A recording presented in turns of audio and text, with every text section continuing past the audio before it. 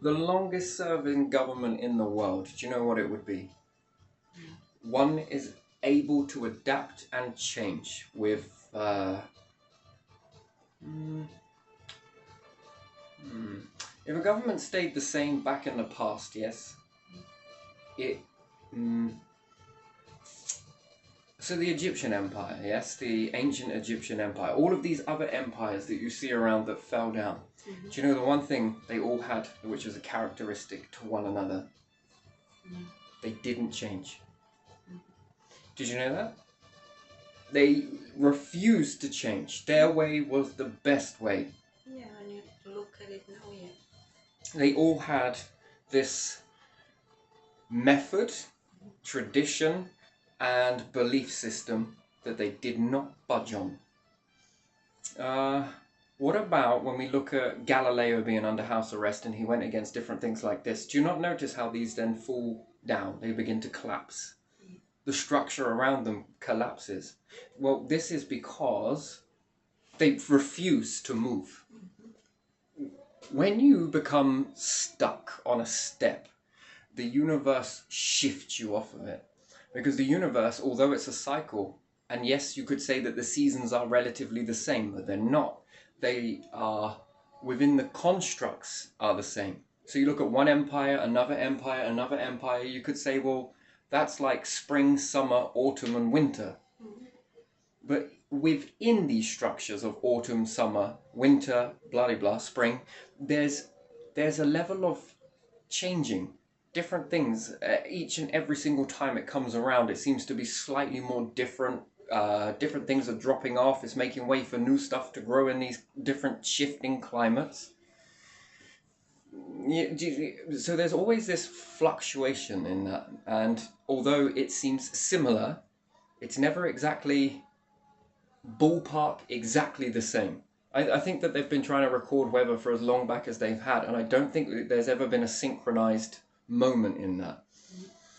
And that shows you that you could say that those are all like these different empires, but none of them were going to budge on any of the stuff. The tradition, the this, the that, the belief system, they didn't want to shift on it. They wanted to stay exactly the same. And they organized lots of tactics to try and keep um, the settings exactly the same, the furniture in the same position, being the people, and this is what causes the even the most believed greatest empires to fall down. That and the reluctantness to change, to keep on exploring and opening and adapting to the new stuff that comes in, if you want to call it that, the new science that comes in. Oh, I don't want to say that that was wrong. How would I look? You know, that's sort of one of my favorite sayings is you can die with pride. If you are just pride and stubborn, then you can fizzle out of that. If music was always the same, would people stop listening to it? Yeah, it was the same. If it was constantly the same over and over and Yeah. but you apply the term music and it means ever changing. Well, it should do. And science also. It means forever adapting. You know, so you could say in this way, if you want to bring science as a way to look at it, that science will go and have a quick look at something and then look back. We know it. If they refuse to go back and have a look because we've got these papers here that said so, someone else already did do that, look, see, then that is what I wanted. That, and then somebody else will come along and look at something else and say, but it's not like that anymore, or it's adapted since that point that you last looked at it.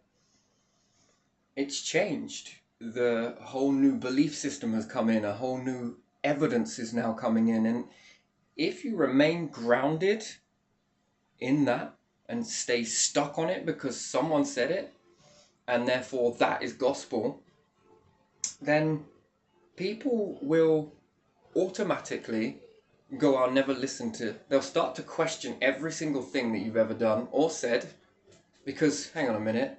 And then if there's then a new group comes up, then that would be not new science, I guess. I can't explain it in that way. It would be something else that would be like science, but one that is more attuned to change and more attuned to keep looking.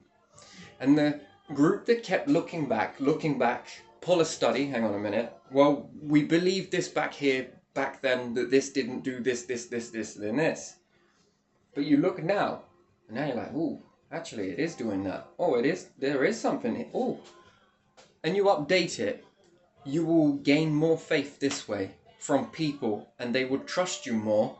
That yes, because they wouldn't say that you got it wrong. Look, see, ha ha ha. No one's going to do that. They'll look at that and think, but that's the definition of science. We keep checking, and when new evidence comes in, and new thought processes come in, and new this comes in, and new tools come in, we will apply those tools, ideas, methods, and different things, and we will go back and look at something. And then we'll adapt the books with it as we go. I would have more faith in someone that said, that was not right, but it transitions into this. Because that person that started looking back then and brought this science to the table worked for the time. However, with their limited understanding, got the ball rolling is what led to the breakthroughs now. So you technically walk on shoulders of everyone. Everyone walks on shoulders. If that person never looked in the beginning, there's a high chance you wouldn't be looking now. Do you see? So it starts that ball rolling like a snowball at the top of a snow-covered mountain, and you roll the first snowball down, and it gets bigger and bigger and bigger and bigger, and it accumulates more and more minds.